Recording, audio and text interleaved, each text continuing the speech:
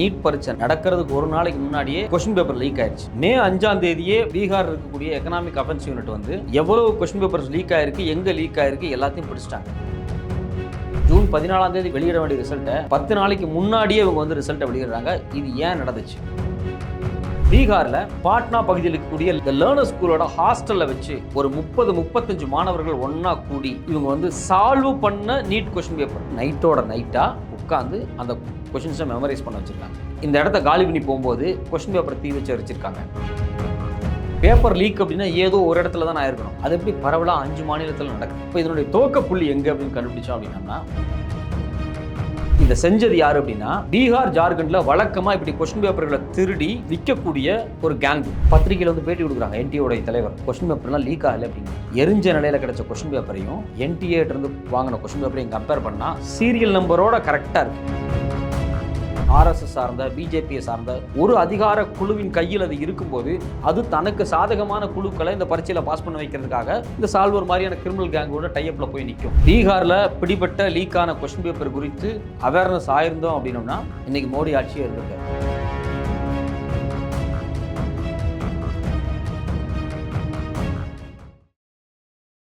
வகை தமிழ் நேயர்களுக்கு வணக்கம். இன்று நம்ம நேர்காணல நம்மோடு இணைந்திருக்கிறார் பத்திரிகையாளர் திரு சத்யராஜ் குப்புசாமி அவர்கள். வணக்கம் சார்.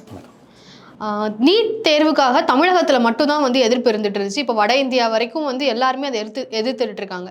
நீட் தேர்வில் பல முறைகேடுகள் நடந்ததாகவும் பிஜி நீட்டையும் வந்து ரத்து செஞ்சிருக்காங்க, நெட் எக்ஸாமையும் ரத்து செஞ்சிருக்காங்க. இப்படி பல தேர்வுகள் வந்து ரத்து செய்யப்பட்டு இருக்கு. ஏன், என்ன காரணம்? எதற்காக இப்படியெல்லாம் ரத்து செய்யப்படுற அளவுக்கு முறைகேடுகள் வந்து நம்ம நாட்டில் நடந்துட்டு இருக்கு? இந்திய வரலாறுலேயே நடந்த ஒரு மிக முக்கியமான ஊழல் இது.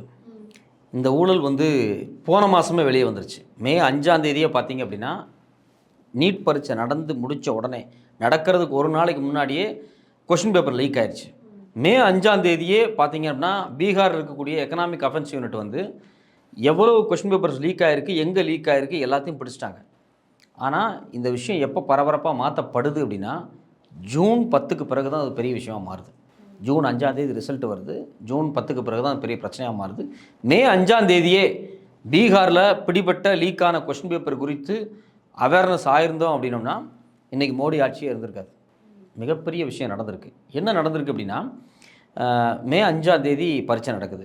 ஜூன் 4ஆம் தேதி தேர்தல் ரிசல்ட் வர்றது அன்னைக்கு யூனிட்டோட ரிசல்ட்டை அவங்க வெளியிடுறாங்க. ஆனால் ஷெட்யூல்டு டேட் என்னென்னா ஜூன் 14 தான்.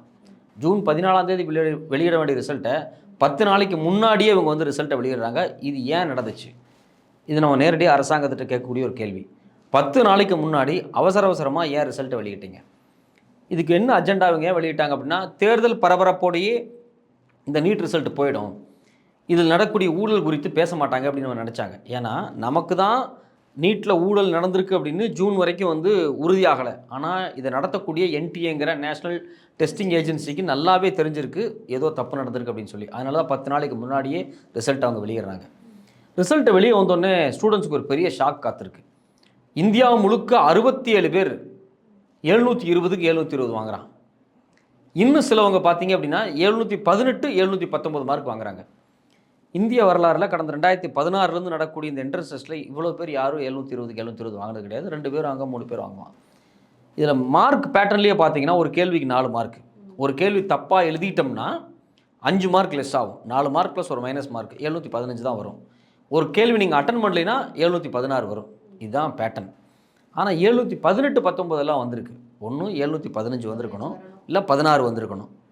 ஒரு மார்க் போயிடுச்சு அப்படின்னா எப்படி 18 19 வந்துச்சுன்னு மாணவர்கள் கொஸ்டின் கேட்க ஆரம்பிக்கிறாங்க. ரெண்டாவது, ஹரியானாவில் ஒரு குறிப்பிட்ட பள்ளிக்கூடத்தில் சென்டரில் எழுதின 6 மாணவர்கள் 720க்கு 720. அதே மாதிரி அந்த சென்டரில் 2 பேர் 718 719. இது ஒரு பெரிய கான்ஸ்பிரசி கிரியேட் ஆகுது. இது ஏதோ பெரிய பஞ்சாயத்து நடந்திருக்கு, மிகப்பெரிய ஊழல் நடந்திருக்கு அப்படின்னு சொல்லி மாணவர்கள் தரப்பிலிருந்து கொதிநிலை அப்படியே வெளியே வருது. மாணவர்கள்லாம் கேள்வி கேட்க ஆரம்பிக்கிறாங்க. டெல்லியில் போராட்டம் ஜந்தர் துவங்குது, பீகாரில் போராட்டம் நடக்குது, அங்கங்கே போராட்டம் நடக்குது. இதை பார்த்துட்டு தான் ராகுல் காந்தி, தமிழ்நாடு முதலமைச்சர் மு.க. ஸ்டாலின் அவர்களாக இருக்கட்டும், ஏக்நாத் ஷிண்டே டீமே, பிஜேபியோட அலையன்ஸில் இருக்கக்கூடிய ஏக்நாத் ஷிண்டேவே பேசுகிறாரு. மேலே பீகாரில் வந்து தேஜஸ்வி பேசினாங்க, பிரியங்கா காந்தி பேசினாங்க. இது மாதிரி எல்லாருமே பேச ஆரம்பித்தாங்க. அதனுடைய ஒரு வெளிப்பாடு தான் இன்றைக்கி மிகப்பெரிய பரபரப்பாக வந்திருக்கு.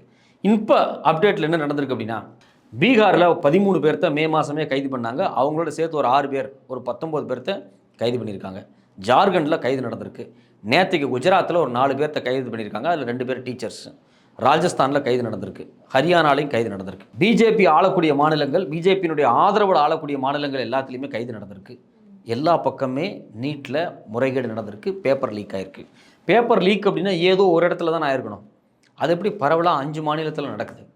அப்போ இதனுடைய துவக்க புள்ளி எங்கே அப்படின்னு கண்டுபிடிச்சோம் அப்படின்னம்னா, மே 5ஆம் தேதி பீகாரினுடைய எக்கனாமிக் அஃபென்ஸ் யூனிட், பீகாரில் பாட்னா பகுதியில் இருக்கக்கூடிய லேர்னர்ஸ் ஸ்கூல்னு ஒரு ஸ்கூல் இருக்குது, லேர்னர்ஸ் ப்ளே ஸ்கூல்னு ஒன்று இருக்குது. இந்த லேர்னர்ஸ் ஸ்கூலோட ஹாஸ்டலில் வச்சு ஒரு 30-35 மாணவர்கள் ஒன்றா கூடி இவங்க வந்து சால்வ் பண்ண நீட் கொஷின் பேப்பர் சால்வ் ஆகி வருது.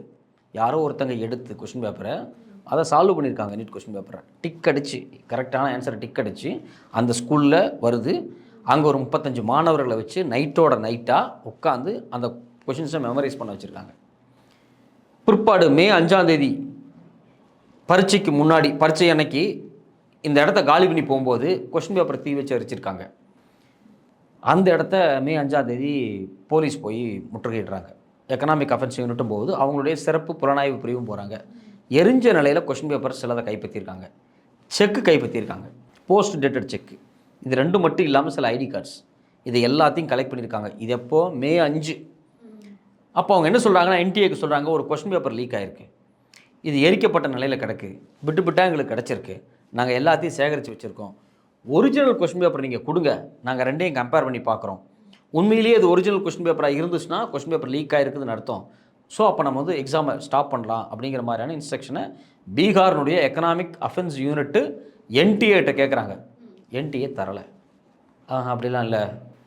பத்திரிகையில் வந்து பேட்டி கொடுக்குறாங்க. என்டிஏவுடைய தலைவர் கொஷின் பேப்பர்லாம் லீக் ஆகலை அப்படிங்கிறார். ஆனால் போன வாரம் பார்த்தீங்க அப்படின்னா, எரிஞ்ச நிலையில் கிடச்ச கொஷின் பேப்பரையும் என்டிஏட்டிருந்து வாங்கின கொஷின் பேப்பரையும் கம்பேர் பண்ணால் 68 கொஷினுக்கு சீரியல் நம்பரோட கரெக்டாக இருக்குது. அவங்களுக்கு கிடைச்ச பேப்பரில் 68 கொஷின் இருக்குது. விட்டு அங்கங்கே இருந்து ஒரு வார்த்தை மட்டும் சிக்கியிருக்கும் இல்லையா, ஒரு நம்பர் மட்டும் சிக்கியிருக்கும், முதல் வார்த்தை சிக்கியிருக்கும், லாஸ்ட் வார்த்தை சிக்கியிருக்கும். எல்லாத்தையும் கம்பேர் பண்ணி பார்க்கும்போது 68 கொஷின் மேட்ச் ஆகிருக்கு. அப்போ அன்னைக்கே என்டிஏ வந்து இந்த கொஷின் பேப்பரை கொடுத்துருந்தாங்க அப்படின்னா இது லீக் ஆகின்னு கண்டுபிடிச்சி எக்ஸாமை ஸ்டாப் பண்ணியிருக்கலாம். ஆனால் என்டிஏ ஒத்துழைக்கலை. என்டிஏ திரும்ப சொன்ன விஷயம் என்னென்னா, எந்த பேப்பர் லீக் நடக்கலைன்னு சொன்னாங்க. இது எதுக்காக அவங்க சொல்கிறாங்க அப்படின்னா, அப்போ தேர்தல் பிரச்சாரம் வெறிகுண்டு போயிட்டுருக்கு. மோடி தெருவாக பிரச்சாரம் பண்ணுறாரு, முஸ்லீம்களை தினம் திட்டிகிட்டு இருந்தார். மே 5 அதுக்கு பிறகு 6 கட்ட தேர்தல் இருக்குது. ஸோ அப்போ தேர்தலில் மோடி ஜெயிக்கணும் அப்படிங்கிறதுக்காகவே இந்த கொஷின் பேப்பர் லீக்கை மூடி மறைச்சிருக்காங்க. இதே பீகாரில் நடந்த சம்பவம். ஜார்க்கண்டில் என்ன நடக்குது? அதே மே 4ஆம் தேதி என்ன நடக்குது அப்படின்னா, ஒரு பையன், அவன் பேர் வந்து ஆகாஷ் யாதவ், அவங்களோட மாமா ஃபோன் போட்டு அவனை வீட்டுக்கு கூப்பிட்றாரு. அவன் நேராக வீட்டுக்கு வர்றான். அவன்கிட்ட ஒரு பிரிண்டரில் பிடிஎஃப்பில் வந்த நீட் கொஷின் பேப்பரை சால்வ் பண்ணி வந்த நீட் கொஷின் பேப்பரை ஒரு பிரிண்டரில், ப்ளூடூத் பிரிண்டரில் பிரிண்ட் எடுத்து அவனை வந்து படிக்க வைக்கிறாங்க. நைட்டு ஒரு வீட்டுக்கு கூப்பிட்டு போய், அந்த வீட்டு யாருன்னா நிதிஷ்குமார் அப்படிங்கிற ஒருத்தனோட வீடு. ஒரு 2 பசங்க மட்டும் அவங்க வீட்டில் உட்காந்து படிக்கிறாங்க. இந்த ஜார்க்கண்டில் தான் முதல்ல கொஷின் பேப்பர் வெளியே வருது. அதுக்கு பிறகு பீகார். இது 2ம் பேரலாக நடக்குது.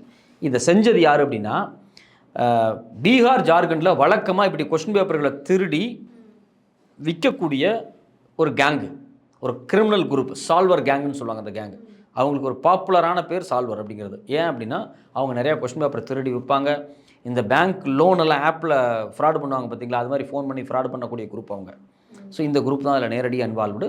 ஒரு கொஷின் பேப்பருக்கு ஒரு கேண்டிடேட்டை 30 32 லட்சம் வரைக்கும் வாங்கியிருக்காங்கன்னு சொல்கிறாங்க. இப்போ நமக்கு அதில் என்ன கேள்வி இருக்குது அப்படின்னா, 35 மாணவர்கள் இதில் இன்வால்வ்னு சொன்னாங்க. ஆனால் மே 5ஆம் தேதியே 13 பேர்த்த கைது பண்ணிட்டாங்க. கைது பண்ணப்பட்ட 13 பேர்த்தில் 4 பேர் மாணவர்கள். அதில் 4 பேர் பரீட்சை எழுதினவன். அவனுடைய மார்க்ஸ் எல்லாம் இப்போ வெளியே வந்துருச்சு. அவன் கொஞ்சம் குறைவான மார்க் தான் வாங்கியிருக்கான். நீங்கள் இன்னும் எவ்வளோ மாணவர்களை கைது பண்ணீங்க, அவங்க எவ்வளோ மார்க் வாங்கியிருக்காங்க, இதில் எவ்வளோ பேர் சம்மந்தப்பட்டிருக்காங்க, இப்போ 19 பேர் மொத்தமாக கைது பண்ணியிருக்கீங்க. இது எல்லா டீட்டெயிலையும் அரசு வெளியே விடணும். இது வரைக்கும் வெளியே விடலை. சார், இப்போ இது என்டிஏ வந்து பாஜகவுக்கு ஹெல்ப்ஃபுல்லாக இருக்கணுங்கிறதுனால தான் இந்த ஆக்ஷன் எடுக்கலை அப்படின்னு சொல்கிறீங்க. அதுதான் சொன்னது. இப்போ இந்த முறைகேடெல்லாம் நம்ம சரி பண்ணணுமா, இல்லை நீட்டே வேணான்னு சொல்லணுமா? அது எப்படி சாத்தியமாகும்? அது எப்படி நியாயமாகும்? முதல்ல நீட்டில் நடக்கணும். நீட்டுங்கிறது ஒரு பரீட்சை, அந்த பரீட்சை இருக்கட்டும். இதில் வந்து இந்த முறைகேடுகள்லாம் இருக்குன்னா இதை சரி பண்ணி ஒழுங்காக பரீட்சையை நடத்தணுமா, இல்லை நீட்டே வேணாம் அப்படின்னு சொல்கிறது எப்படி? இருக்கக்கூடாது. ஏன் நீட்டே இருக்கக்கூடாது அப்படின்னா, சென்ட்ரலைஸ்டான ஒரு சிலபஸை, இந்தியா முழுக்க ஒரே சிலபஸை கொண்டு வர்றதுக்கான ஒரு யுக்தி தான் இந்த என்ட்ரன்ஸ் எக்ஸாம். ஒரு பக்கம் எல்லாரும் என்ன சொல்கிறாங்க அப்படின்னா, தகுதியின் அடிப்படையில் மாணவரை ஃபில்டர் பண்ணுறதுக்காகவே இந்த எக்ஸாமை கொண்டு வர்றாங்க அப்படிங்கிறாங்க. அது 100% உண்மை. கிராமப்புற மாணவர்கள், ஏழை மாணவர்கள், தமிழில் படிக்கக்கூடிய மாணவர்கள், ரீஜனல் லாங்குவேஜில் படிக்கக்கூடிய மாணவர்கள் இது மாதிரியான பரீட்சைகளை பாஸ் பண்ணி வரக்கூடாது அப்படிங்கிறதுக்காகவே இது மாதிரியான கஷ்டமான எக்ஸாம்களை கொண்டு வர்றாங்க. கஷ்டமான எக்ஸாம் சொல்கிறத விட ஒரு குறிப்பிட்டவங்களுக்கு சாதகமான எக்ஸாமை கொண்டு வர்றாங்க. இப்போ இந்த எக்ஸாமில் பிரச்சனை என்ன அப்படின்னா, குறிப்பிட்டவர்கள்னு நீங்கள் யாரை அதான் சொல்கிறேன். இந்த எக்ஸாமில் என்ன சாதகமாக நடந்திருக்கு அப்படின்னா, நாங்கள் கிரேஸ் மார்க் கொடுத்தோம் 1600 பேருக்கு அப்படின்னு சொல்லி 1563 பேருக்குன்னு சொல்லி இவங்க ஒரு கதையை சொன்னாங்க. யாருன்னா இந்த என்டிஏ சொன்னாங்க. இந்த 718 719 வந்ததுக்கு காரணமே கிரேஸ் மார்க்குன்னாங்க. 67 பேர் ஃபஸ்ட் மார்க் வாங்கினாங்க இல்லையா, அதில் 44 பேருக்கு கிரேஸ் மார்க் கொடுக்கப்பட்டிருக்கு அப்படின்னாங்க. நீங்கள் ஏன் கிரேஸ் மார்க் கொடுத்தீங்கன்னு கேட்டதுக்கு இவங்க 2 சொன்னாங்க. டைம் நாங்கள் கொஸ்டின் பேப்பர் கொடுக்கும்போது question paper English medium Hindi மீடியத்தை தப்பாக கொடுத்துட்டோம், ஒரு கொஸ்டினுக்கு பதிலாக வேறு கொஸ்டின் மாற்றி கொடுத்துட்டோம், இதெல்லாம் டைம் ஆகிடுச்சு, இதுக்காக நாங்கள் வந்து மார்க் கொடுத்தோம்னு சொன்னாங்க. இன்னொரு விஷயம் அவங்க சொன்னது என்ன அப்படின்னா, என்சிஆர்டி சிலபஸின் அடிப்படையில் தான் கொஷின் தேர்வு செய்யப்பட்டுச்சு. அதில் ஆட்டமை பற்றி ஃபிசிக்ஸில் கேட்ட ஒரு கொஷின் வந்து தப்பாக போயிடுச்சு. 2 ஆன்சர் ஒரே மாதிரி இருந்துச்சு. மாணவர்கள் குழம்பிட்டாங்க. பழைய என்சிஆர்டி புக்கை ரெஃபர் பண்ணி படித்ததுனால நாங்கள் வந்து அவங்களுக்கு மார்க் கொடுக்க வேண்டிய சூழலுக்கு போயிட்டோம் அப்படின்னு சொல்லி ஒரு கதையை சொன்னாங்க. இப்போ சிக்கல் எங்கே வருது அப்படின்னா, ஏன் என்சிஆர்டி சிலபஸில் படித்தவனுக்கு நீ மார்க் கொடுக்கணும்? என்சிஆர்டி அப்படிங்கிறது சிபிஎஸ்சி சிலபஸ். பரீட்சை எழுதுறவன் இந்தியாவில் இருக்கக்கூடிய எல்லா சிலபஸை படித்தவனும் பரீட்சை எழுதுறான். அப்போ நீயே யார், நீட்டே ஏடிஎம்ஏ என்ன சொல்லுதுன்னா, என்டிஏவே என்ன சொல்லுதுன்னா, நான் என்சிஆர்டி தான் ஃபாலோ பண்ணுறேன் அப்படின்னு ஒரு நிர்பந்தத்தை கிரியேட் பண்ணுது. இப்போ இதுலேருந்து நம்ம என்ன தெரிஞ்சுக்கணும்னா, எல்லா மாணவர்களும் சிபிஎஸ்சியை நோக்கி வாங்க, சிபிஎஸ்சி சிலபஸை படிங்க அப்படின்னு சொல்கிறது தான் இதனுடைய அல்டிமேட்டான நோக்கம். சிபிஎஸ்சி படிக்கிறவன் யார் படிப்பான்? நிறையா பணம் வச்சுருக்கிறவன். ஏன்னா நிறைய செலவாகும் சிபிஎஸ்சி சிலபஸுக்கு. பெரிய சிபிஎஸ்சி ஸ்கூல் எல்லாமே மினிமம் 1 லட்சம் 2 லட்சம் ஃபீஸ் வாங்குறான். ஸோ அப்போது சிபிஎஸ்சியில் படிக்கக்கூடிய மாணவர்களுக்கு, ஹிந்தி இங்கிலீஷ் மீடியத்தில் படிக்கக்கூடிய மாணவர்களுக்கு சாதகமான முறையில் தான் கொஸ்டின் பேப்பரே தயாரிக்கப்பட்டிருக்குது அப்படிங்கிறது தான் என்டிஏவுடைய தகவலே.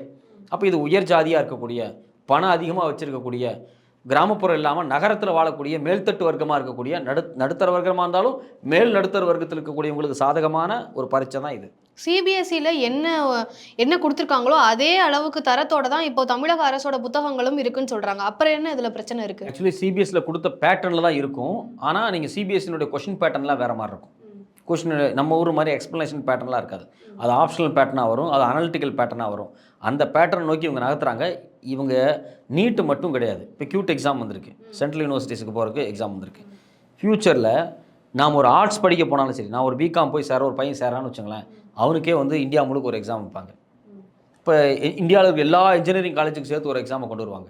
இந்தியாவில் இருக்கக்கூடிய எல்லா எம்பிஏ மேனேஜ்மெண்ட் கோர்ஸுக்கும் ஒரு எக்ஸாமை கொண்டு வருவாங்க. எப்படி இப்போ வந்து கேட்டை வந்து ஐஏஎம்க்கு ஐஐடிக்கு கொண்டுறாங்களே ஜேஆர்எஃப் மாதிரி, அது மாதிரி எல்லாத்துக்கும் சேர்த்து இவங்க சென்ட்ரலைஸ்டான எக்ஸாம் ஸ்கீம் கொண்டு வரக்காக தான் நேஷனல் டெஸ்டிங் ஏஜென்சி உருவாக்கப்பட்டதே. இப்போ கேட்டாக இருந்தாலும் சரி, நெட்டு நேஷனல் எலிஜிபிலிட்டி டெஸ்ட்டாக இருந்தாலும் சரி, எல்லாத்துக்குமே இவங்க கொண்டு வரக்கூடிய ஒரு சென்ட்ரலைஸ்டான சிஸ்டத்தை கொண்டு வராங்க.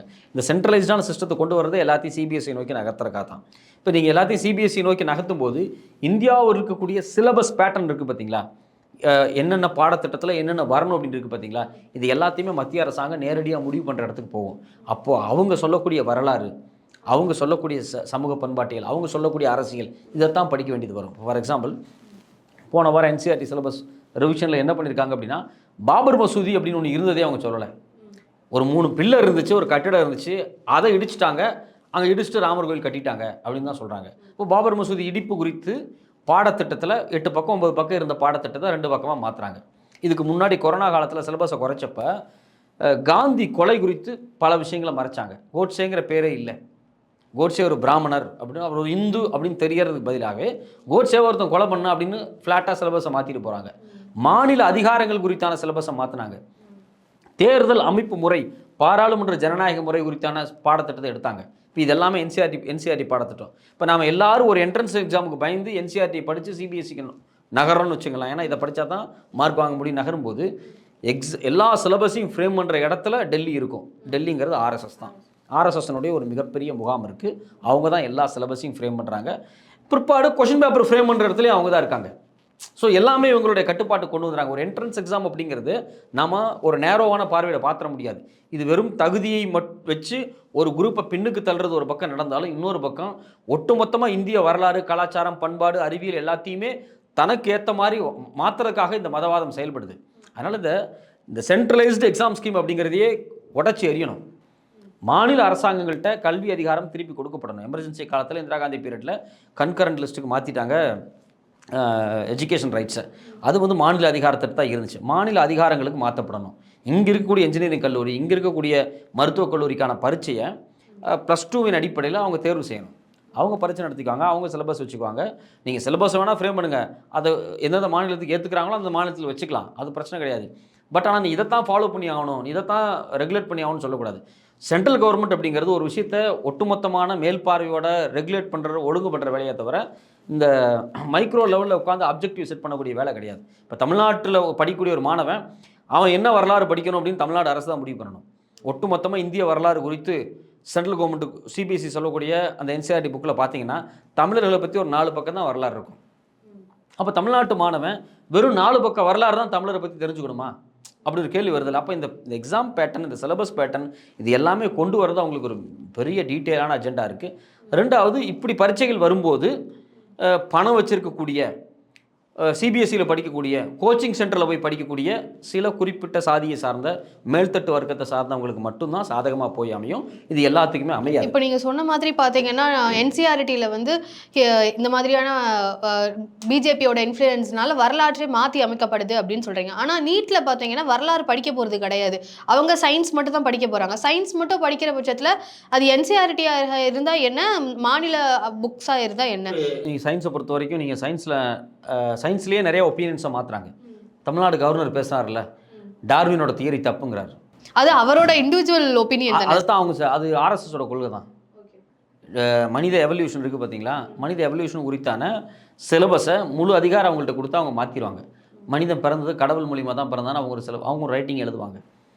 அவங்க சொல்லுவாங்க, நாம் படிக்கக்கூடிய ஆட்டம் குறித்தான நம்மளுடைய அறிவியல் கருத்துக்கள் இருக்கு இல்லையா, அதெல்லாம் தூக்கிட்டு ஆட்டத்தை வந்து அந்த காலத்தில் மனு தர்மத்துக்கு முன்னாடியே அவர் ரிக்வேதத்தில் இருக்குன்னு அவங்க ஒன்று எழுதுவாங்க. ஆட்டம் வந்து அங்கேருந்து டெரைவ் வச்சுன்னு எழுதுவாங்க. அது மாதிரிலாம் செய்வாங்க. ஏன்னா அவங்க தான் சொல்கிறாங்களே, க்ளோனிங் வந்து ஏற்கனவே ரிக்வேத காலத்திலேயே நடந்துச்சு அப்படின்னு ஒரு மினிஸ்டர் பேசுகிறாருல. ஸோ இது மாதிரி சயின்ஸே அவங்களுக்கு ஏற்ற மாதிரி வளர்ச்சிக்குவாங்க. இதுவெல்லாம் ஒரு பக்கம் இருக்கட்டும். இன்னொரு பக்கம் இந்த ஆர்எஸ்எஸ் கும்பல் மேலே போய் உட்காந்துச்சு அப்படின்னா இவங்க முழுக்க வடநாட்டுக்கு சாதகமாக நிறைய செயல்படுவாங்க. இவங்க பார்த்தீங்கன்னா இந்த கொஸ்டின் பேப்பர் லீக் எடுத்துங்க. இந்த கொஸ்டின் பேப்பர் லீக்கை வச்சு நான் இதை கம்பேர் பண்ணி பேசுகிறேன். இந்த கொஸ்டின் பேப்பர் லீக்கில் ஹரியானாவில் ஹர்தால் ஒரு ஸ்கூல், அந்த ஸ்கூலில் எழுதின பர்டிகுலர் ஸ்கூலில் எழுதின மாணவர்கள் 500 பேர்த்தில் 6 பேர் வந்து இந்தியாவில் டாப் மார்க் வாங்கியிருக்காங்க. அந்த ஸ்கூல் வந்து ஒரு பிஜேபி தலைவரோட ஒரு ஸ்கூல். அவர் தான் அடுத்த எம்எல்ஏ கேண்டிடேட் ஹரியானா எலெக்ஷனில், அக்டோபரில் எலெக்ஷன் வரப்போகுது. ஸோ அப்போ அவருக்கு ஏதோ ஒரு இன்ஃப்ளூயன்ஸ் இல்லாமல் இந்த கொஸ்டின் பேப்பருக்கு கிரேஸ் மார்க் கிடைச்சது பார்த்தீங்களா, அந்த ஸ்கூலில் இருக்கவங்களுக்கு தான் கிரேஸ் மார்க் கிடைச்சது. அந்த கிரேஸ் மார்க்கு அவர் ஏதோ ப்ளே பண்ணியிருக்காரு அப்படிங்கிறதான் நம்ம சந்தேகமாக இருக்குது. ரெண்டாவது, கொஷின் பேப்பர் வெளியே வந்தபோது எக்ஸாம் சென்டரை கொண்டு கொஷின் பேப்பர் வைப்பாங்க பார்த்தீங்களா ஸ்கூலில், அங்கே லீக் ஆகலை. கவர் ஏற்கனவே திறக்கு. வழக்கமாக அந்த கொஷின் பேப்பர் கவர் திறக்கிற இடத்த தாண்டி வேற ஒரு இடத்துல திறக்கப்பட்டிருக்கு. அது ஸ்கூலில் நடக்கலை. அந்த கொஷின் பேப்பர் எங்கேருந்து வரும்? நேஷனலைஸ்டு பேங்க்லேருந்து தான் ஸ்கூலுக்கு வரும். அந்த நேஷனலைஸ்டு பேங்க்லேயும் நடக்கலை. அப்போ லாஜிஸ்டிக்ஸில் திறந்துருப்பாங்கன்னா லாஜிஸ்டிக்ஸில் திறக்க வாய்ப்பே இல்லை. ஒரு சாதாரண லாஜிஸ்டிக்ஸில் ஒரு கொரியரில் வருது பார்த்தீங்களா, கொரியரில் வர்றவனுக்கு அது என்னன்னே தெரியாது. கண்டிப்பாக 100% என்னென்னு தெரிஞ்சிருக்க வாய்ப்பே இல்லை. நீட் கொஸ்டின் பேப்பர் தான் வருதுங்கிறதெல்லாம் அவனுக்கு தெரியாது. ஸோ அப்போ இது என்னென்னா அதுக்கு முன்னாடியே திறக்கப்பட்டிருக்கு, கொடுக்கப்பட்டிருக்கு. அப்போது என்டிஏல ஒரு 25லேருந்து ஒரு 30 பேர் தான் அஃபீஷியல்ஸே இருப்பாங்க. இந்த அஃபீஷியல்ஸில் இருக்கக்கூடியவங்க இவங்களோட இன்ஃப்ளூயன்ஸனால் யாரோ ஒருத்தங்க திறந்து வட இந்தியாவில் குறிப்பாக ஒரு 5 மாநிலத்துக்கு இந்த கொஸ்டின் பேப்பரை இவங்க வந்து லீக் பண்ணியிருக்காங்க, பணத்துக்கு விற்றுருக்காங்க. ஸோ அப்போ இது ஏதோ ஒரு வகையில் ஒரு குழு, அதிகார குழு இருக்குது பார்த்தீங்களா, ஆர்எஸ்எஸ் சார்ந்த, பிஜேபியை சார்ந்த ஒரு அதிகார குழுவின் கையில் அது இருக்கும்போது அது தனக்கு சாதகமான குழுக்களை இந்த பரீட்சையில் பாஸ் பண்ண வைக்கிறதுக்காக இந்த சால்வர் மாதிரியான கிரிமினல் கேங்கோட டைப்பில் போய் நிற்கும். இது சாதாரண விஷயம் கிடையாது.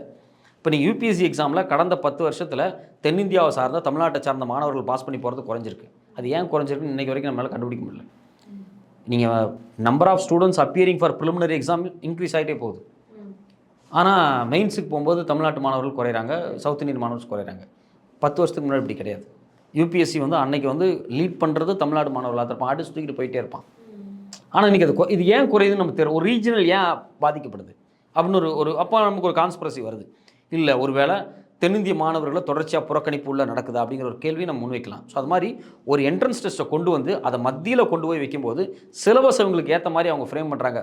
ஹிஸ்ட்ரி, மற்ற சிலபஸ் நீங்கள் சொன்ன மாதிரி சயின்ஸ்லேயே அவங்களுக்கு ஏற்ற மாதிரியான சில பேட்டர்ன்ஸை கொண்டு வருவாங்க. அதுக்கு எல்லா வாய்ப்பும் இருக்குது. அதுக்கான எல்லா பேக்ரவுண்ட் ஒர்க்கும் ஆர்எஸ்எஸ் பண்ணிட்டு தான் இருக்காங்க. ஒரு அறிவியலோட ஒரு ஆட்டத்தோட இன்ட்ரொடக்ஷன் கூட பார்த்திங்கன்னா அவங்க சொல்கிற பர்செப்ஷன் வைப்பாங்க. ஒரு ஹியூமன் எவல்யூஷன் இருக்குன்னு வச்சுக்கலாம், அவங்க சொல்கிற பர்செப்ஷன் வைப்பாங்க. மார்க்ஸை பற்றி ரொம்ப கொச்சையான வசனங்களை எல்லா ஆர்எஸ்எஸ்காரரும் பேசியிருக்காங்க, இன்க்ளூடிங் ரவி முதல் கொண்டு. அப்போ மார்க்சிய தியரி இருக்குது பார்த்தீங்களா, அந்த மார்க்சிய தியரி எக்கனாமிக்ஸ்லேருந்து எடுத்துருவாங்க. மார்க்சிய தியரி எக்கனாமிக்ஸ்லேருந்து எடுத்துகிட்டு அவங்களுக்கு எந்த தியரி பிடிக்குதோ, ஆடம் ஸ்மித்தோட தியரி பிடிக்குதோ, இல்லை என்ன அவங்க வந்து சுதேசி தியரியை கொண்டு உள்ள வைப்பாங்க. அவங்க வந்து வர்ணாசிரம தியரியை கூட கொண்டு வந்து எக்கனாமிக்ஸில் வைப்பாங்க. பொருளாதார அமைப்பில் ஒரு குறிப்பிட்ட ஜாதி, வைசிய ஜாதி, வணிகம் மட்டுமே பண்ணக்கூடிய ஒரு ஜாதி இருந்தால் பொருளாதாரத்தில் ஒரு ஸ்டேபிளாக இருக்குன்னு அவன் ஒரு தியரியை கொண்டு வந்து ஃபிக்ஸ் பண்ணி வைப்பான். இது இந்தியன் தியரின்னு கொண்டு வந்து ஃபிக்ஸ் பண்ணி வைப்பான். அது மோர் சயின்டிஃபிக்காக இருக்காது. ஸோ அது மாதிரி சிலபஸை, கலாச்சார பண்பாடு, வரலாறு எல்லாத்தையுமே ஃபிக்ஸ் பண்ணுறதுக்கு ஒரு குரூப் பெருசாக வேலை செஞ்சுட்டு தான் இருக்குது. இந்த குரூப் எப்போ வேணாலும் உள்ளே பூந்து வேலை செய்யும். இது ஒரு பக்கம் நடக்கும். இன்னொரு பக்கம் இந்த குழு மால் ப்ராக்டிஸும் பண்ணும். இது மாதிரி கொஸ்டின் பேப்பர் லீக் பண்ணுறது, பேப்பர் திருத்தும் போது மால் ப்ராக்டிஸ் பண்ணுறது, ஒரு குறிப்பிட்ட ரீஜனை சார்ந்த மாணவர்களை புறக்கணிக்கிறது, ஒரு குறிப்பிட்ட ரீஜனை சார்ந்தவங்களை எக்ஸாமுக்குள்ளே கொண்டு வர்றது, இந்த எல்லா வேலையும் செய்வாங்க. இது எல்லாமே நடக்கும். ஒரு விஷயம் மோர் சென்ட்ரலைஸ்டாக மாறும்போது கண்டிப்பாக அது வந்து ஒரு குறிப்பிட்ட குழு அந்த அதிகாரத்தை தன் கையில் வச்சுட்டு தனக்கு சாதகமான ஆட்களை உள்ளே கொண்டு வரதுக்கான எல்லா வேலைகளையும் செய்வாங்க. அது அன்றைக்கி நடந்திருக்கு. இது ஒரு மிகப்பெரிய ஃப்ராடு. இது வந்து கண்டிப்பாக லீக் ஆகும்போதே அந்த என்டிஏக்கு உள்ளேருந்து தான் லீக் ஆகப்பட்டிருக்கும். இப்போ சிபிஐ என்கொயரி போட்டிருக்காங்க. இந்த சிபிஐ என்கொயரி அப்படிங்கிறது யாரை என்கொயரி பண்ண போகிறாங்க? நேற்று வந்து நான் ஒருத்தனை பிடிச்சிட்டேன் பீகாரில், இவன் தான் மாஸ்டர் மைண்டு அப்படின்னு சொல்லி போலீஸ் சொல்லிகிட்ருக்கு. அவன் பேர் வந்து முக்நாக் என்னமோ பேர், எனக்கு சரியாக வாயில் வரல. அவன் பையன் ஒரு டாக்டர், அவன் பேர் சிவா. அவன் பார்த்தா ஒரு கிரிமினல் தான். நீங்கள் ஒரு கிரிமினல் அப்படிங்கிறவன் ஒரு துப்பாக்கி செய்யக்கூடிய கிரிமினலாக இருக்கான், ஒரு குண்டு செய்யக்கூடிய ஒரு கிரிமினலாக இருக்கான், இல்லை ஒரு கள்ளச்சாராயம் காய்ச்சக்கூடிய ஒரு கிரிமினலாக இருக்கான். ஒரு காட்டுக்குள்ளே போகிறான், கள்ளச்சாராயம் காய்ச்சறான், போலீஸுக்கு தெரிஞ்சாலும் மெட்டீரியல் எடுத்துகிட்டு போகிறான், காய்ச்சறான், ஒரு துப்பாக்கி தயாரிக்கிறான், ஏதோ ஒன்று பண்ணுறான் போய். ஆனால் இது நீட்டு கொஸ்டின் பேப்பர் அவன் ப்ரிப்பேர் பண்ண முடியாது. ஒரு கிரிமினல் நீட்டு கொஸ்டின் பேப்பர் ப்ரிப்பேர் பண்ண முடியாது. யாரோ ஒரு அஃபீஷியல் தான் ப்ரிப்பேர் பண்ணியிருப்பாங்க. அதை லீக் பண்ணது தானே இவர் சொல்கிறாங்க. அந்த லீக், அந்த கான்டாக்ட் இருக்கல, இவன் போய் நேராக என்டி ஆஃபீஸை உடச்சி கொஸ்டின் பேப்பர் தூக்கிட்டு போகிறது கிடையாது. அவனுக்கு எங்கே கொஸ்டின் பேப்பர் ப்ரிப்பேர் பண்ணுறதுன்னு தெரியாது. ரெண்டாவது, எடுக்கப்பட்ட கொஸ்டின் பேப்பர் பியூராக சால்வ் பண்ணி கையில் வந்திருக்கு. எது ஆன்சர் கரெக்டாக உட்காந்து அந்த கிரிமினல்னால உட்காந்து நீட்டு கொஸ்டின் பேப்பரை கிராக் பண்ணுற அளவுக்குலாம் நாலேஜ் கிடையாது. அப்போ யாரோ ஒரு குரூப் இயங்கி இருக்குது இதை சால்வ் பண்ணுறதுக்கு. அப்போ இது வந்த ரூட் எது அப்படின்னு எக்ஸாக்டாக பிடிச்சி அந்த ரூட்டை சிபிஐ இப்போ என்கொயரி பண்ணுவான்னா யாருக்குமே தெரியாது. சிபிஐ அதை செய்வாங்களா நமக்கு தெரியாதுல்ல. ஏன்னா அவங்க என்டிஏக்குள்ளேயே கை வச்சு அதை என்கொயரி பண்ணணும். இது ஒரு பக்கம் போயிட்டுருக்கு. இன்னொரு பக்கம் மோடி சொல்கிறார், நாங்கள் ஹை லெவல் கமிட்டிக்கு அப்பாயின் பண்ணியிருக்கோம். முன்னாள் ஐஎஸ்ஆர்ஓ தலைவர் ராதாகிருஷ்ணன் தலைமையில் நீட்டு குறித்து நாங்கள் பரிசீலனை பண்ணிகிட்ருக்கோம். பரிசீலனைனா வேண்டாமான்னு சொல்லலை, இது எப்படி எக்யூப்டாக நடத்தலான்னு நாங்கள் பார்த்துக்கிட்டு இருக்கோம் அப்படிங்கிறாங்க. என்னை பொறுத்த வரைக்கும் மாநில அதிகாரங்களுக்கு உட்பட்டு மாநில கல்வி அமைச்சர்களோட உட்கார்ந்து உரையாடல் நடத்தணும். யார் இந்த ஹை லெவல் கமிட்டி நீட்டை நடத்தலாமா வேண்டாமா அப்படின்னு. இப்போ தமிழ்நாட்டுக்காரர் என்ன சொல்லுவாங்க, நாங்கள் ஏற்கனவே ஒரு கமிஷன் போட்டிருக்கோம், இந்த கமிஷனை ரெக்கமெண்டேஷன் கொடுத்துருக்கு நீட் வேண்டாம் அப்படின்னு. நீட் இல்லாமையே இங்கே நல்ல டாக்டர்ஸ் நாங்கள் ப்ரொடியூஸ் பண்ணியிருக்கோம், நாங்கள் ஒரு மாடலை க்ரியேட் பண்ணியிருக்கோம் பாருங்கள், நம்ம காமிக்கலாம். தமிழ்நாடு ஒரு எக்ஸ்ட்ராடினரியான மாடல் டாக்டர்ஸை ப்ரொடியூஸ் பண்ணதில். இப்போ இந்த மாடலை காமிக்கும்போது அதை ஹை லெவல் கமிட்டி ரெக்கமெண்டேஷனாக எடுத்துக்கணும். அப்படி எடுத்துகிட்டு இந்தியா முழுக்க எல்லா மாநிலங்கள்லேயும் இதை கன்சிடர் பண்ணிவிட்டு, ரெண்டாவது நீட்டு வர்றதுக்கு முன்னாடி எப்படி இருந்துச்சு, நீட்டு வந்ததுக்கு பிறகு எப்படி இருக்குது, நீட்டு வர்றதுக்கு முன்னாடி எத்தனை கிராமப்புற மாணவர்கள் டாக்டர் ஆனாங்க, இப்போ எவ்வளோ பேர் ஆகிறாங்க, எத்தனை பிற்படுத்தப்பட்ட ஒடுக்கப்பட்ட தலித் மக்கள் எவ்வளோ பேர் டாக்டர் ஆனாங்க, இப்போ எவ்வளோ டாக்டர் ஆகிறாங்க, தமிழ் மீடியம் ரீஜனல் லாங்குவேஜில் படித்த மாணவர்கள் எவ்வளோ பேர் டாக்டர் ஆனாங்க, இப்போ எவ்வளோ பேர் ஆகலை. இது எல்லாத்தையும் கிளாஸிஃபை பண்ணி ஸ்டடி பண்ணி பார்த்துட்டு, இந்தியா அப்படிங்கிறது சாதியால் 2000 ஆண்டுகளாக ஒடுக்கப்பட்ட ஒரு நாடு. இங்கே மிகப்பெரிய கிளாஸிஃபிகேஷன் வந்துருக்கு. ஸோ இங்கே ஒரு பரீட்சை வருது அப்படின்னா அந்த பரீட்சையை வெறும் மெரிட்டின் அடிப்படையிலே ஃப்ளாட்டாக பார்த்துட முடியாது. மெரிட் சமூகத்தோடு சேர்ந்து இணைஞ்சு வெளியே வரணும். இப்போ உயர் சாதியை சார்ந்த ஒரு குரூப் மட்டும் பாஸ் பண்ணி மேலே போயிடக்கூடாது. எல்லா சமூகமும் ஒரு பேட்டர்னில் பாஸ் பண்ணி போகணும். அப்போ எல்லா சமூகமும் பாஸ் பண்ணுறதுக்கு ஏற்ற மாதிரி எல்லா சமூகத்துக்கும் கல்வி ஆக்சபிளாக இருக்கணும். அப்போ எந்த கல்வி ஆக்சபிளாக இருக்கோ அதை வச்சு தான் நீங்கள் ஒருத்தனை மருத்துவர் ஆக்கணும், ஒருத்தனை என்ஜினியர் ஆக்கணும். அப்போ இன்றைக்கி என்ன இருக்குது, இன்றைக்கி அரசு பள்ளிக்கூடம் இருக்குது, தமிழ்நாடு அரசாங்கத்தோட சிலபஸ் இருக்குது. இதை படிச்சுட்டு இதை நல்லா படிச்சுட்டு வரக்கூடிய இந்த மார்க்கில் வரக்கூடிய மாணவர்களே நீங்கள் டாக்டர் ஆக்கணும், இன்ஜினியர் ஆக்கலாம், அவங்களே படிப்பாங்க, பெஸ்ட்டு டாக்டர்ஸ் இருக்காங்க. எல்லாமே சக்ஸஸாக இங்கே நடந்திருக்கு. ஸோ அதனால் ஹை லெவல் கமிட்டி நீட் வேணுமா வேண்டாமா அப்படிங்கிற டிஸ்கஷனை தான் அவங்க பண்ணணும். அப்படி பண்ணும்போது கண்டிப்பாக எல்லா மாநிலமும் நீட்டு வேண்டாம் தான் சொல்லுவாங்க. இது திட்டமிட்டு மத்திய அரசாங்கத்தால் ஒரு குழுவால் இந்த பரீட்சைகள் தொடர்ச்சியாக இதுக்கு மட்டும் கிடையாது. Need is a beginning. அப்போ இப்போ Q2 கொண்டு வந்திருக்காங்க, அது என்ன வேணாலும் கொண்டு வராங்க. இங்கே சாட்டு சீட்டுன்னு எல்லா ஆல்ஃபபெட்லேயும் ஒரு பேர் வச்சு எல்லா பரீட்சையும் கொண்டு வந்துருவாங்க. நாளைக்கு கிராமப்புறத்தில் ஸ்கூலில் +2 படிக்கக்கூடிய ஒரு ஏழை எளிய மாணவன், பிற்படுத்தப்பட்ட ஒடுக்கப்பட்ட தலித் மாணவன் பரீட்சை எழுதுனா தான் நீ பிகாமே சேர முடியும், நீ என்ட்ரன்ஸில் பாஸ் பண்ணால் தான் பிகாமே சேர முடியும் அப்படின்னு என்ன பண்ண முடியும்? அவன் +1 +2 போர்ஷன் படிக்காமல் உட்காந்து என்ட்ரன்ஸுக்கு படிக்க ஆரம்பிச்சிருவான். இப்போ நீட்டுக்கெல்லாம் அப்படி தான் படிச்சுட்டு இருக்கானுங்க. அப்போ அங்கே போகிற கோச்சிங் சென்டருக்கு போகிற காசு வேணும். ஸோ அப்போது காலேஜ் சேர முடியாத நிலைமைக்கு போகும். காலேஜ் சேர முடியல அப்படிங்கும்போது அவன் ஹையர் எஜுகேஷன்லேருந்து ட்ராப் அவுட் ஆவான். அப்போ வேறு ஏதாவது வேலை, கூலி வேலை கிடைக்கா, ஏதோ ஒரு சாதாரண சின்ன கூலி வேலைக்கு போக ஆரம்பிப்பாங்க. அப்போ ஒரு மனிதனுடைய கல்வி தடைப்படுது. அந்த கல்வி தடைக்கு அவனோட மெரிட்டு மட்டும் காரணம் கிடையாது, சமூகம் இங்கே காரணமாக இருக்குது. அப்போ இவங்க உணர்ந்து நீட்டை சொருகுறாங்க, இடையில அது மாதிரி கியூட்டை சொருகுறாங்க. இது எல்லாமே ஒரு மிகப்பெரிய தடை. சார், இப்போ நீங்கள் வந்து நீட்டோட கான்சிக்வன்சஸ் இவ்வளோ பிரச்சனைகள் இருக்குது அப்படின்னு சொன்னீங்க. மத்திய அரசாங்கம் எல்லாமே வந்து நீட் வேணாம் அப்படின்னு சொல்லி, மாநில அரசாங்கம் எல்லாமே நீட் வேணான்னு சொல்லி மத்திய அரசாங்கத்துக்கு சொன்னாலுமே இது நீட் வேணாம், நீட்டை எடுக்கிறதுக்கான சாத்தியம் இருக்கா?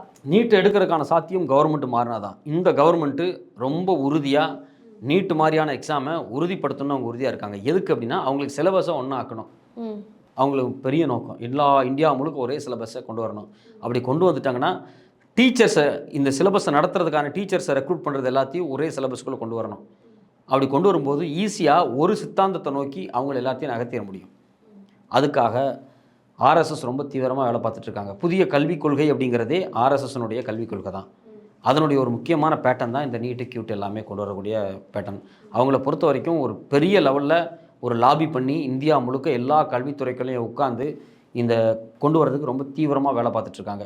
தொடர்ச்சியாக இந்தியா இருக்க வரைக்கும், ஆர்எஸ்எஸ் இருக்க வரைக்கும், இந்த இந்துத்துவ குழுக்கள் எப்பவுமே இருக்கிற வரைக்கும் இது மாதிரியான ஒரு சென்ட்ரலிஸ்டான சிஸ்டத்தை உருவாக்குறதுக்கான முயற்சி நடந்துக்கிட்டே இருக்கும். அதுக்கு எதிர்த்தாப்பில் ஒரு ஜனநாயக சக்தி தொடர்ந்து போராடிக்கிட்டே இருக்கும். அது நம்மள மாதிரியான ஜனநாயக சக்திகள். இப்போ இந்த சக்திகளுடைய ஒரு அரசியல் வெளியாக இந்தியா கூட்டணி இருக்குது. ராகுல் காந்தி அதை மறுக்கிறார். நாங்கள் வந்தால் நீட்டு கம்பல்சரி கிடையாது, மாநில அரசாங்கம் வேணா வச்சுக்கலாம், இல்லை விட்டுலான் இருக்கார். ஆனால் இதே காங்கிரஸ், அது இப்போ நீங்கள் சொன்னீங்க சார், அவங்க தான் நீட் எடுத்துகிட்டு வந்தாங்க, மாநில அரசாங்கத்துக்கு வேணும்னா வச்சுக்கலான்னு சொல்கிறாங்க. மாநில அரசாங்கங்கள் வேணும் வேணான்னு சொல்கிறத தாண்டி நீட் அவசியமே இல்லைன்னு சொல்கிற பட்சத்தில் மாநில அரசாங்கத்துக்கிட்ட எதுக்கு இதை கொண்டு போய் சேர்க்கணும் முதல்ல நீட்டை?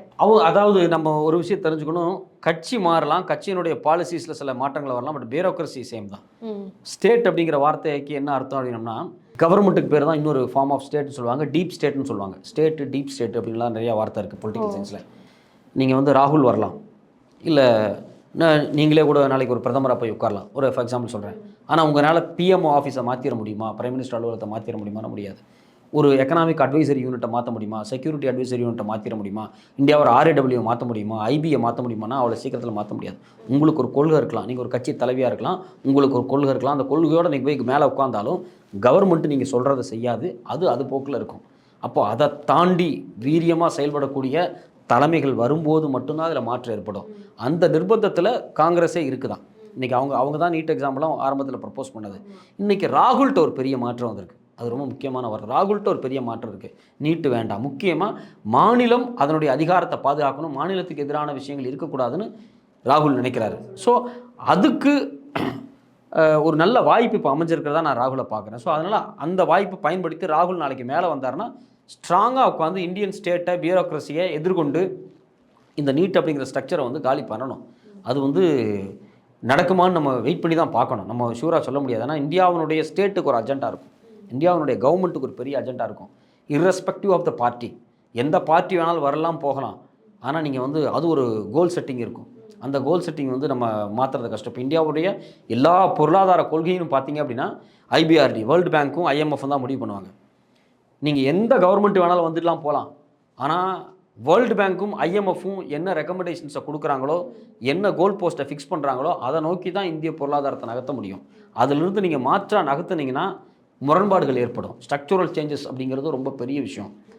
நீங்கள் வந்து அடிப்படை மாற்றம்ங்கிறது வேறு, சீர்திருத்தம்ங்கிறது வேறு. எல்லா அரசாங்கமுமே ஒரு அடிப்படை மாற்றத்தை நோக்கி நகரும்போது ஒரு பெரிய நல்ல தலைவர் வந்தால் தான் மாற முடியும். சீர்திருத்தங்களை தான் கொண்டு வர முடியும் சில விஷயங்கள். அதனால தான் தலைமைகள் மாறினாலும் காட்சிகள் மாறாமே இருக்குன்னு எல்லாரும் சொல்லுவாங்க. நாம் ராகுல் மாதிரியான ஆட்கள் ஏன் வரணும்னு நினைக்கிறோம் அப்படின்னா, அவங்களாம் ஒரு அடிப்படை மாற்றத்தை ஏற்படுத்துவாங்க அப்படிங்கிற நம்பிக்கையில் தான் நம்ம சொல்கிறோம். வரணும், அதை செய்யணும், செஞ்சால் நல்லது.